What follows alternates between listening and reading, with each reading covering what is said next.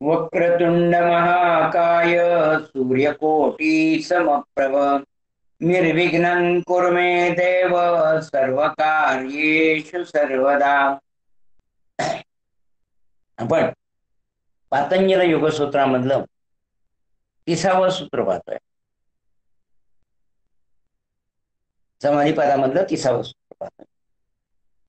या सूत्रामध्ये आपण पहिल्यांदा जे बघितलंय ते जे दोष किंवा विघ्न जे येतात साधनेमध्ये, ही 9 प्रकारची विघ्न ही आपण या सगळ्या प्रवासामध्ये पाहिली.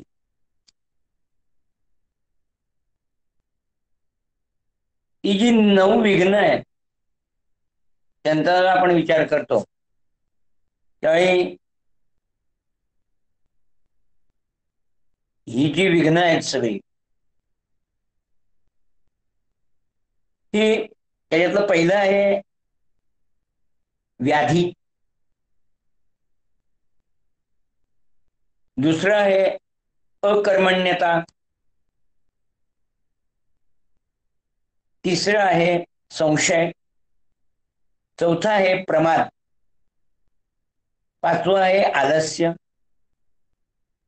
सहावं आहे अविरती, सातवं आहे भ्रांती दर्शन, आठवं आहे अंतराय अलब्ध भूमिकत्व आणि 9वं आहे अनवस्थितत्व. या 9 दोषांचा आपण विचार केला.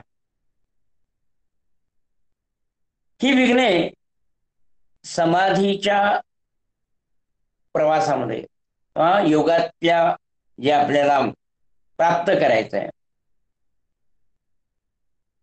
जी कैवल्य अवस्था प्राप्त करायची आहे, त्या अवस्थेला जाण्याच्या मध्ये येणारी ही सगळी विघ्न आहेत. या विघ्नांमुळं निर्विकल्प समाध्यावस्थेत जाण्याची गती कुंठित होऊ शकते, त्याचा वेग कमी होऊ शकतो. परंतु ईश्वर प्रणिधानामुळे सर्व अंतरायांचा निराश होतो. ईश्वर प्रणिधान जर आपण केलं, परमेश्वराचं ध्यान जर आपण केलं, तर हा जो अंतराय आहे हा दूर होतो. ईश्वर प्रणिधानात मागे सांगितल्याप्रमाणे 2 प्रकारची अनुकूल साधन सामग्री मिळत असते. एक प्रणव जप आणि प्रणवार्थ भावना हा स्वतंत्रपणे योगाभ्यासाचा प्रकार होऊ शकतो. कारण याला धारणा, ध्यान, समाधी यांची 3ऱ्या पदात सांगितलेली सर्व लक्षणे लागू पडतात. निरीश्वर सांख्य पक्ष मान्य असलेला एखादा योगी प्रणवाचा जप आणि स्वतःच्या ठिकाणी क्लेश, कर्म, विपाक, आशय यांची मी द्रष्टा असंपृष्ट आहे अशी भावना करील आणि ती मागे वर्णिल्याप्रमाणे अधिमात्र तीव्र संवेगाची असेल, तर या भावना बलाने वरील सर्व अंतरायांचे निरसन नैसर्गिकपणाने होते. म्हणजे आपण पहिला मार्ग जो आहे तोही बघितला तरी आपल्याला या इथपर्यंत येता येईल, अंतरायांचं निरसन करता येईल, किंवा नामजपाने सुद्धा आपण त्याचं निरसन हे करू शकू.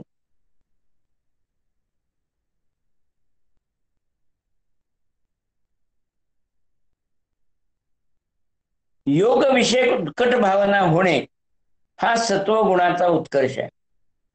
सत्वगुणाचा जो काही भाग आहे त्याच्यामध्येच आपल्याला योगाच्या विषयीचा जो काही उत्कट अशी तऱ्हेची भावना निर्माण होती ती त्याच्यामध्ये होती. ती सत्वगुणाचा असणारा भाग आहे. सत्वगुण हा प्रकाशक जसा तसा अनामयही आहे. या त्याच्या अनामयत्व धर्मामुळे आमय रूप जे व्याधी त्यांचा निराश होऊ शकतो. आता अमय ही म्हणजे व्याधी आहे आणि या व्याधींचा निराश हा सत्वगुणामुळे होत असतो. अमुक पदार्थ विष आहे हे ठाऊक नसून सुद्धा तो खाण्यात आला तर मृत्यू येणारच आहे. अग्नी दाहक आहे हे ठाऊक नसले तरी त्याचा स्पर्श झाला की अंग वाढणारच आहे. हे जसे त्या वस्तूंचे स्वभाव धर्म आहेत त्याप्रमाणे सत्वगुणाचा स्वभाव धर्म प्रकाशकत्व अनामयत्व असा आहे. त्यामुळे आहार विहारात सावधगिरी ठेवली आणि भावनेचा तीव्र संवेग असेल तर सत्वगुणाचा उद्रेक चित्तात होऊ शकतो आणि या सत्वगुणामुळे गुणोद्रेकामुळे व्याधीचा निराश स्वधर्मानेच घडून येतो. आता व्याधीचे आपण जे 9 प्रकार बघितले त्या व्याधींच्या पासून मुक्तता झाली तर आपल्याला ते समाधी अवस्था प्राप्त होईल. त्या व्याधी जर मध्ये असतील तर ते काय आपल्याला त्या पद्धतीनं समाधी अवस्था ही प्राप्त होऊ शकत नाही. आणि मग अशा वेळी त्या दूर करण्यासाठी नामजप हा एक भाग झाला, परंतु आपल्यातला सत्वगुण वाढवणं, त्याची तीव्रता वाढवणं हा त्याच्यावरचा एक आणखीन उपाय असतो.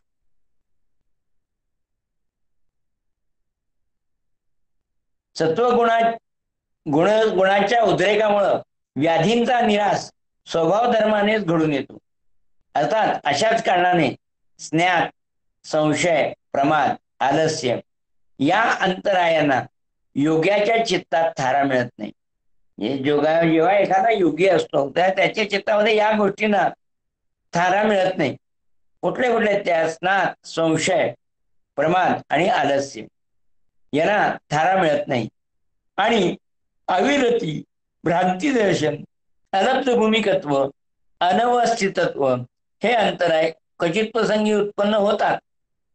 तरी योग विषयक भावनेच्या अधिमात्र तीव्र संवेगामुळे त्याचा निराश सुद्धा अल्पकाळात होतो. म्हणजे जेव्हा मनात खूप इच्छा आहे समाधी लागावी कैवल्य प्राप्ती व्हावी याचा अत्यंत मनातनं तीव्र इच्छा आहे, तर हे जे अविरती भ्रांती दर्शन अलब्धूमिकत्व आणि अनवस्थितत्व हे ते अंतर आहे याच्यावर मात करता येते, सहजतेनं मात करता येते. त्याच्यासाठी फार मोठे प्रयास करायचे आहेत असा काही त्याच्यात विषय राहत नाही. फार मोठे प्रयासही न करता अगदी सहजपणानं या अंतरायापासून ही मुक्ती मिळवता येते. अशा रीतीने केवळ भावना बळामुळेही वरील सर्व अंतराय नाहीसे होऊ शकतात. या ठिकाणी बाकी काही केलेलं नाही, भावना तीव्र केलेले आहेत ते अंतराय घालवायच्या आणि त्याच्यातून ते अंतराय हे दूर त्या ईश्वर प्रणिधानामुळे प्राप्त होणाऱ्या ईशकृपेचे बल मिळते. म्हणजे भावनेच्या बळाने सर्व अंतराय जेव्हा नाहीसे होतात तर त्याच्या जोडीनं जर नाम स्मरण आलं, ईश्वर प्रणिधान आलं म्हणजे ईश्वरी बळ जर त्याला मिळालं तर ही अवस्था झटक्यानं आपल्याला करता येते की हे जे 9 दोष आपण पाहिले तर ते आपल्याला दूर करता येतात. ओंकार आणि ईश्वर यांचा वाच्य-वाचक संबंध नित्य स्वरूपाचा असल्यामुळे ओंकाराचा जपही साक्षात ईश्वराधानाच होते आणि या अशा आराधनेने ईश्वरानुग्रह होऊन त्यामुळेही सर्व अंतरायाचा निराश होतो. म्हणजे ओंकाराच्या जपानं सुद्धा हे जे अंतराय आहेत 9 या 9 अंतरायांचा हा नाश होतो.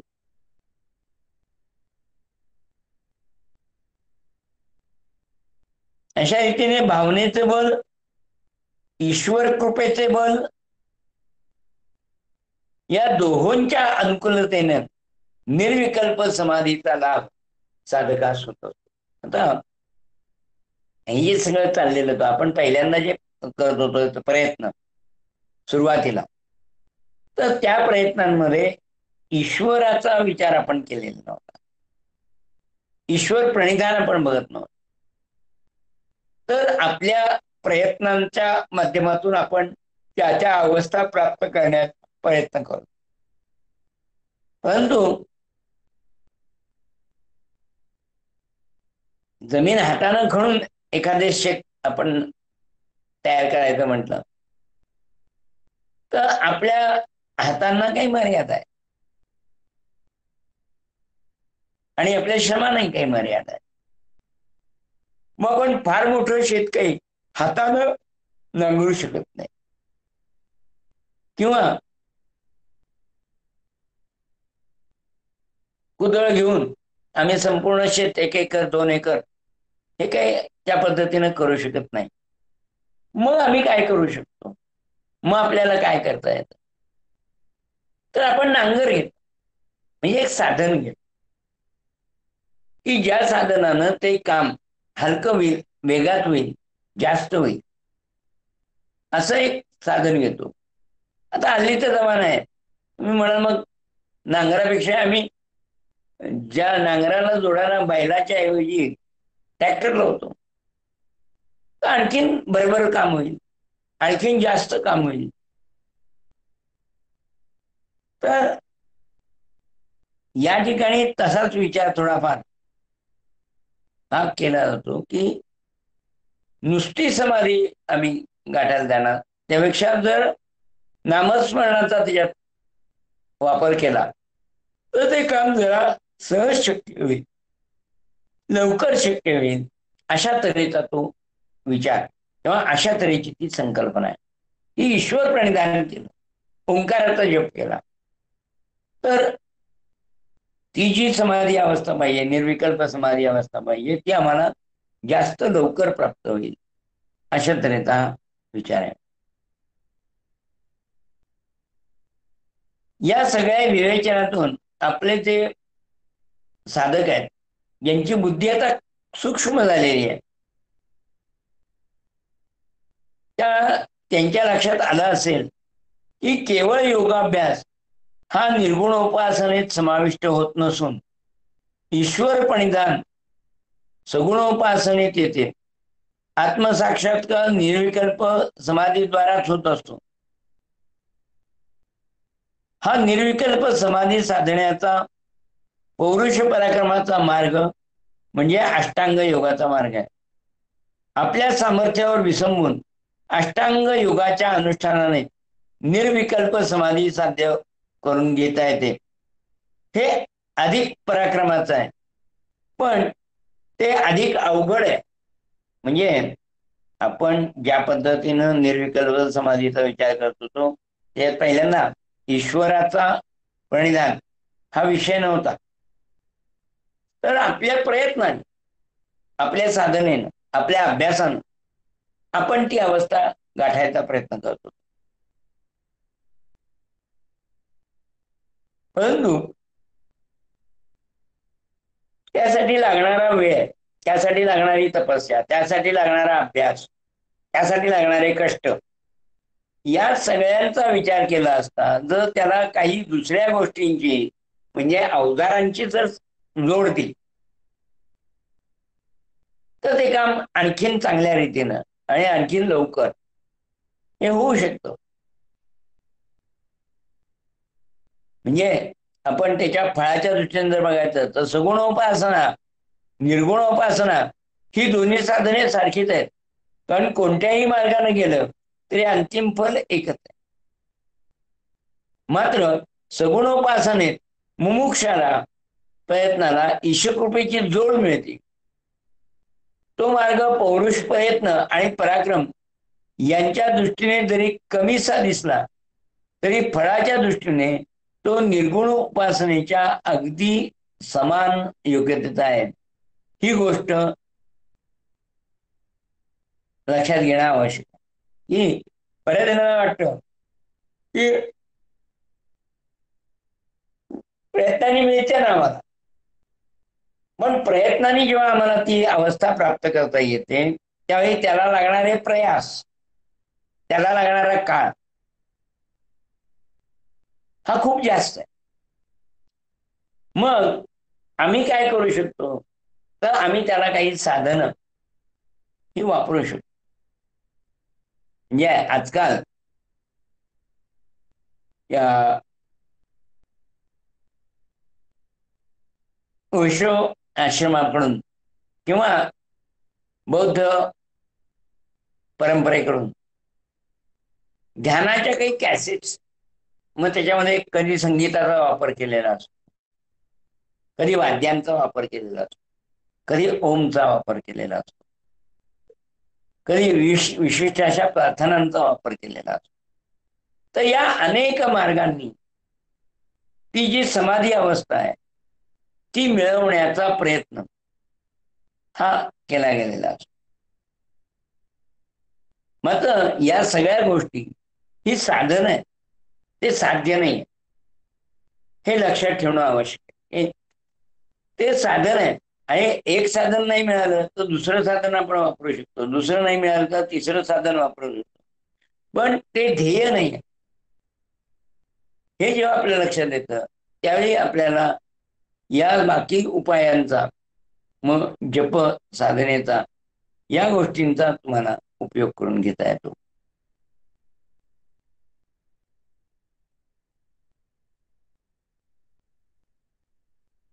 समजा आपल्याला मोठी नदी ओलांडायची आहे, पैलतीरी जायचं आहे, नदीचे पाणी खोल आहे, अतिशय ओढ आहे, मध्यंतरी भोवरे आहेत, सुसरी आहेत, मोठाले जलचर आहेत. अशी नदी ओलांडून जायला दोन मार्ग असते.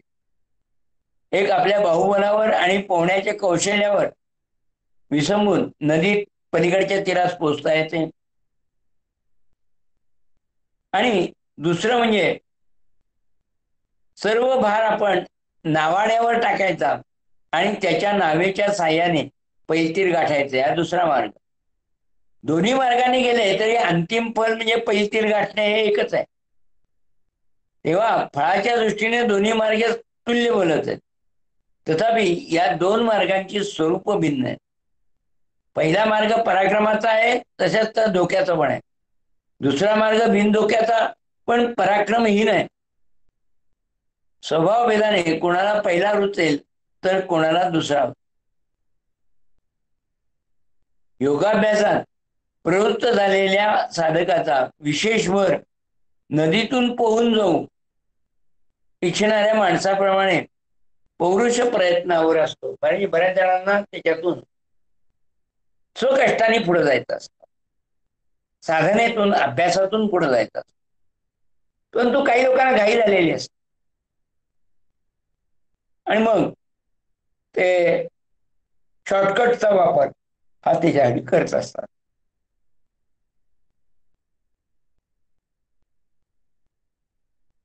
योगदर्शनकार जे आहेत म्हणजे पतंजली जे आहेत त्यांनी दर्शनाची मांडणी पौरुष प्रयत्नांवर भर देऊन अशा तऱ्हेची केलेली आपल्याला दिसते. त्यांचं म्हणणं आहे की आपण जे काय मिळवू ते स्व अभ्यासाने, स्वकष्टाने असं मिळवणं हे जास्त श्रेयस्कर. दुसरे मार्ग अवलंबू नका असं नाही म्हणलेलं, परंतु दुसऱ्या मार्गातनं तुमची स्वतःची जी काही गती आहे ती तुम्हाला मिळणार नाहीये.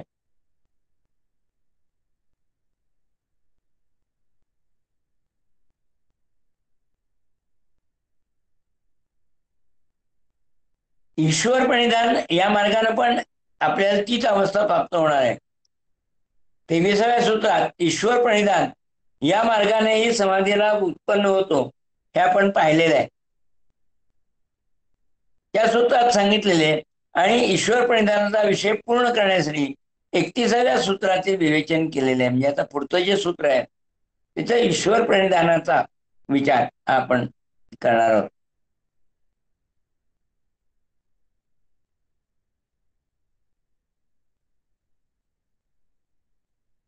ईश्वर प्रणिधान म्हणजे निर्गुण उपासना जशी आहे तशीच त्याच्यात सगुण उपासना सुद्धा ही येते.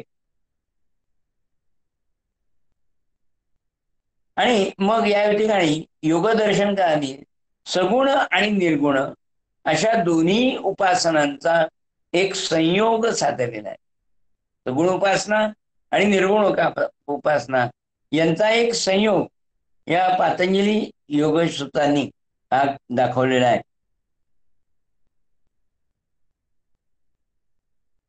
संसार रूपी नदीतून तारून जाण्यास योगदर्शन काळाने याप्रमाणे सगुण निर्गुण उपासनेचा समन्वय केलेला आहे.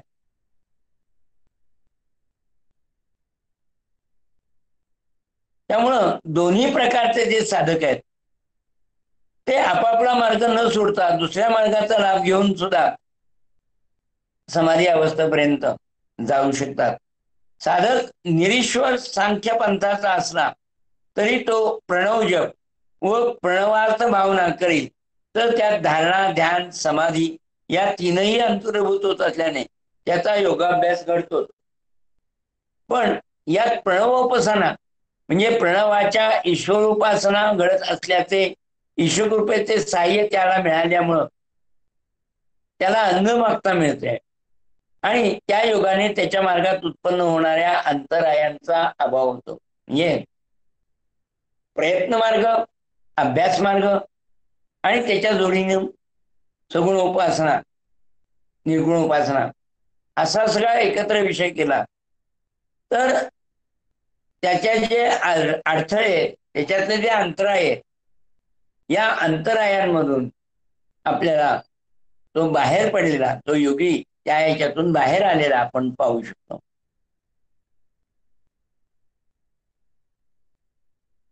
प्रणिधान करणाऱ्याला समाधी लाभ होत असल्यामुळे योगाभ्यासाचे अंतिम फल जे समाधी लाभ तो या सगुणोपासकाला मिळतोच. तात्पर्य ईश्वर प्रणिधान योगशास्त्रकारांनी असे एक उत्कृष्ट साधन सांगितले आहे की सगुणोपासक आणि निर्गुणोपासक या दोघांनी ते खुशाल अवलंबावे आणि त्या योगे आपल्याला मार्ग न सोडता दुसऱ्या मार्गातील फलाचा लाभ करून घेता येतो. ज्याला स्वपराक्रमावर अवलंबून भवनदीतून तरुण जाण्याची हौस आणि धमक असेल तो अष्टांग योगरूपी भोपळ्याचा आश्रय घेऊन ही नदी प्रयत्नाने तरुण जाण्यास प्रवृत्त होतो. आत्मविश्वास ज्यास वाटत नाही म्हणजे ज्याच्या स्वतःच्या प्रयत्नांवर तेवढा विश्वास नाही असा जो आहे किंवा पूर्वजन्मार्जित संस्कारामुळे ज्याचे चित्त सगुणोपासनेकडे ओढ घेत असते तो ईश्वर प्रणिधानाद्वारे प्राप्त होणारा कैवल्य आविष्कार हा करत असतो. तर या ठिकाणी आपण या आजच्या भागामध्ये हे बघतोय दोन याच्यात तुलना चाललेली आहे. एक प्रयत्न मार्ग आहे आणि एक जप मार्ग आहे. दोन्ही ठिकाणी आपल्याला यश मिळू शकतं. दोन्ही मार्गाने आपल्याला यश प्राप्त होऊ शकतं. मग आपण कुठला घ्यायचंय तर शेवटी केव्हाही ज्याच्यात आपण उपकरणाचा वापर करत नाहीये म्हणजे शरीराच्या उपकरणाचा तर त्याच्यातलं जे काही मिळणार आहे म्हणजे आता आपण अभ्यासाच्या मार्गाने जातोय तर त्या याच्यामध्ये आपलं शरीर आपण एक साधन म्हणून वापरत असतो आणि मग त्या पद्धतीनं त्या टप्प्याटप्प्याने जात असताना आपल्याला खूप वेळ आणि खूप प्रयत्नांची आवश्यकता असते.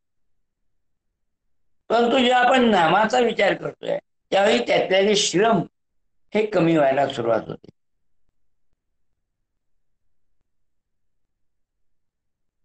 मग या ठिकाणी त्याने एक वाहणारी नदी प्रचंड वेगानं आणि त्याच्यातून पार जाणं अशा तऱ्हेचा एक दृष्टांत वापरला. मग या नदीतून पार जायचं असेल तर पोहता चांगला यायला पाहिजे, तेवढं पोहण्याची क्षमता असली पाहिजे. आणि पलीकडे गेल्यावर आपल्या साध्याच्या दिशेनं पुन्हा प्रयत्न करणं हा एक भाग आहे. किंवा मंत्र जप आसन अशा विविध प्रकारांनी आपण आपल्या उद्दिष्टापर्यंत जाऊ शकतो.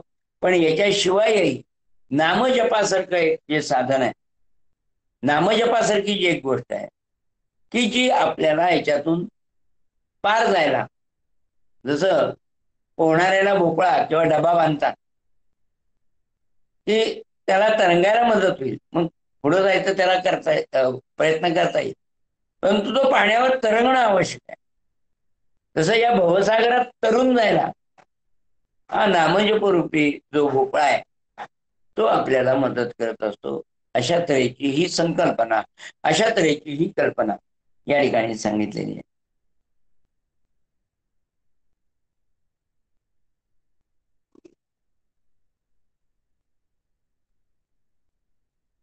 या ठिकाणी ईश्वर प्रणिधानाच्या मार्गाने योगाभ्यासाचे अंतिम ध्येय असलेला आणि निर्विकल्प समाधीद्वारा प्राप्त होणारा कैवल्य साक्षात्कार हा साध्य करून घेत येतो. मग त्याच्यासाठी आपल्याला ईश्वर प्रणिधान हाही एक भाग आहे आणि प्रयत्न योगाभ्यास हाही एक भाग आहे. ईश्वर प्रणिधानाने अंतरायाचा निराश होत असल्यामुळे त्या अंतरायांचा समवेतच जे उपद्रव होतात त्यांचा निर्देश आपल्याला बघावा लागेल की काय बाबा आपण हे सगळं करतोय. त्याच्यात तसे आपण आता त्याच्यामध्ये 9 अडथळे पाहिलेले आहेत. तसं अंतरायाच्या द्वारे आणखीन काय उपद्रव आपल्याला येऊ शकतात याचा विचार करणं ही तेवढंच अगत्याचं आहे.